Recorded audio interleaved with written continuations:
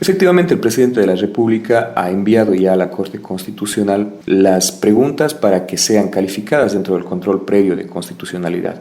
Es importante tener en cuenta que toda consulta popular, sea cual fuere su forma, tiene que pasar, digámoslo así, por un control previo de constitucionalidad por parte de la Corte Constitucional. En este caso, por estar imbuida una pregunta que trata acerca de una reforma constitucional que fue aprobada por parte de la Asamblea Nacional el año anterior, es necesario que la Corte se pronuncie en el término de 20 días. Eso es lo que manda la ley. Y si es que no se produce ese pronunciamiento, se entiende pues que ha sido aprobado el texto de la pregunta.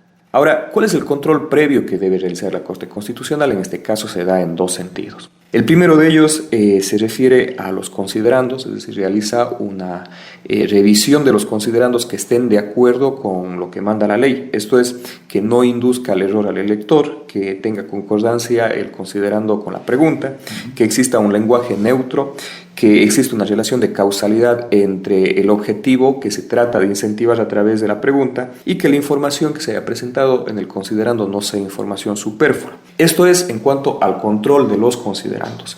Y posteriormente se debe realizar un control también del cuestionario, es decir, que se refiera a una sola pregunta, que no se pueda realizar una aceptación o negación en bloque y que los efectos jurídicos sean los que precisamente se busca a través de la pregunta. Entonces, una vez que se haga esa aprobación, el presidente de la República deberá remitir al Consejo Nacional Electoral para que el Consejo Nacional Electoral en el plazo de 15 días convoque, ahí sí dentro del plazo de 60 días, a una consulta. Y yo estimo que dado los tiempos, podríamos estar yendo a elecciones, o en este caso yendo a las urnas, a finales del mes de abril de este año. Entonces, eso en cuanto al procedimiento. Ahora, en cuanto a las preguntas, yo escucho a algunos analistas que dicen que es un gasto innecesario, que no se necesita acudir a las urnas para aprobar estos temas. Sin embargo, hay que tener en cuenta que necesariamente teníamos que acudir a una consulta popular, porque el año anterior la Asamblea Nacional aprobó una reforma constitucional que trata acerca de las funciones, me parece es del artículo 158 de la Constitución, trata acerca de las funciones que tienen las Fuerzas Armadas. Entonces, necesariamente teníamos que acudir a las urnas. El presidente de la República lo que está haciendo es aprovechar esa situación para imponer algunas preguntas más. Ahora, sí, efectivamente, las preguntas podríamos nosotros considerar que muchas de ellas son improvisadas, ¿no? Por ejemplo, la cuestión de los casinos. ¿Por qué se pregunta ahora acerca de los casinos? Hay algunos analistas que dicen que se trata de incentivar la economía a través de los casinos, pero yo considero de que no, o sea, el país no es que se va a levantar económicamente a través de abrir nuevamente los casinos. Yo entiendo que incluso podría haber algún conflicto de intereses ahí. Eso tendría que analizarlo ya la ciudadanía, porque existen cuestiones muy delicadas dentro de la cuestión de los casinos. Una cuestión de salud pública, una cuestión de conflictos de intereses por parte de grupos económicos que se dedican a ese tipo de negocios, etcétera. Yo creo que eso tiene que ser ampliamente discutido. Existen algunas preguntas que también quedaron por fuera, por ejemplo, de estructura política. Y lastimosamente nuestra Constitución es una Constitución que ha sido realizada a medida. Es decir, únicamente funcionaría si es que existe un presidente del tipo Rafael Correa, que es el que mande por todas las funciones. De esa manera, digamos, se entendería que está armada nuestra Constitución actualmente. Y los problemas que hemos visto, problemas de contradicciones entre el Consejo de la Judicatura con la Corte Nacional, entre el Consejo de la Judicatura con el Consejo de Participación Ciudadana, el Consejo de Participación Ciudadana con la Fiscalía, etcétera, son problemas que lastimosamente se han venido dando por este tipo de, digamos, situación política en que está imbuida la Constitución, la forma como está concebida la Constitución. Entonces sí va a ser necesario en algún momento que hagamos reformas constitucionales o de plano que se inicie una asamblea constituyente, porque si efectivamente la forma como está constituida, como está concebida la Constitución, impide la gobernanza. Ahora, doctor, al recordar sobre la participación del pueblo ecuatoriano en eventos como este, desde 1978, y considerando que, de ser aprobada esta consulta por la Corte Constitucional, serían 9 los presidentes que han optado por utilizar este mecanismo. En tal sentido, ¿cuáles serían las razones que podríamos destacar para que el Ejecutivo tome esta decisión? Bueno, el problema de nuestro país es que es un país hiperpresidencialista, ¿no? Se basa bastante en la figura del presidente de la República. Y lo que sucede generalmente en estos casos es que hay un presidente de la República que tiene minoría dentro de la Asamblea.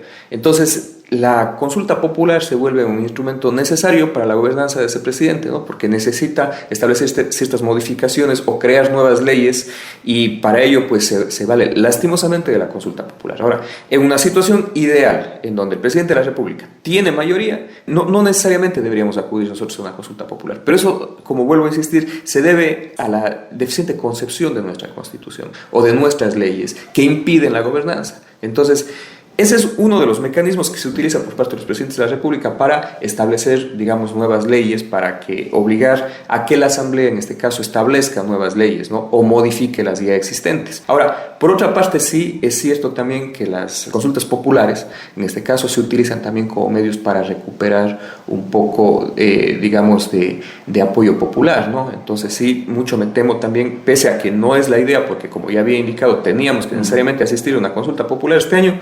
También es posible de que algunas de las preguntas que se hayan considerado, como por ejemplo la cuestión de la función judicial o de las Fuerzas Armadas para el control de la delincuencia, etcétera, se hayan considerado también como un mecanismo, digamos, para ganar popularidad por parte del presidente, que entendemos ya el próximo año nuevamente vamos a volver a las urnas, ¿no? Entonces, más allá de ser una propuesta de campaña, la decisión de implementarla en los primeros días de su gestión podría interpretarse como un intento de aprovechar el alto nivel de aceptación y posiblemente establecer la hoja de ruta para una futura reelección. Pues efectivamente, pues el presidente de la República, al haber ingresado a través de unas elecciones, lo que tiene que evitar es precisamente que se enfríe, ¿no?, la cuestión, y lo que trata es de buscar estar dentro de la palestra, que se hable mucho de él, que, digamos, sea un actor políticamente activo para aprovechar para las siguientes elecciones, ¿no? Entonces, dentro de un procedimiento de consulta popular, en muchas ocasiones el presidente de la República se presenta no como una persona que consulta a la ciudadanía, sino como un actor político más, una persona que promueve esa consulta popular.